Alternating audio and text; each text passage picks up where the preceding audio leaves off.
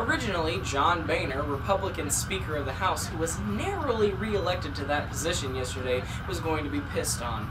That's because Johnny Boy denied a vote on a $60 billion relief package for New Jersey and New York Sandy victims.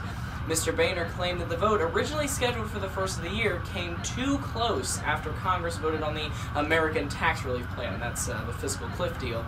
Well, how sweet is that? John Boehner would rather let thousands of Americans suffer without electricity, without home repairs, and without the basic needs of life. The Speaker claimed that the relief bill would crowd the schedule for the GOP congressman who had just passed a bill. But what was the real reason? Yesterday's vote for Speaker of the House. John Boehner didn't want to give the Republicans any reason to vote him out of his position. Of course, they almost did anyways, but John didn't indefinitely deny a bill to relieve the victims of Sandy. He postponed it until today, 67 days after the storm hit and after he had safely secured his seat as Speaker of the House.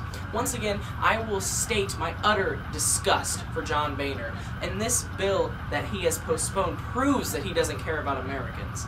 So until late last night, John Boehner was going to be the first politician to be pissed on twice. And what changed it was this.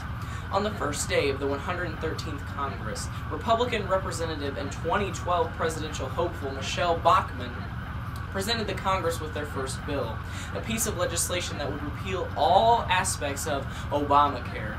Well, let me tell you, when Barack Obama was elected, he promised to make healthcare affordable and required for all Americans. After all, healthcare should be a universal right, not just a privilege for a few people. Essentially, and very basically, Obamacare makes it federally mandated for insurance companies to offer affordable healthcare rates regardless of age or pre-existing conditions. This bill, of course, covers way more and is way more in depth, but the main purpose is that, just to give affordable health care for all Americans no matter what. But Michele Bachmann doesn't see the benefit in that. She sees Obamacare as socialism, which is simply an economic process where everybody benefits off of everybody. Well, what's wrong with that, Michele?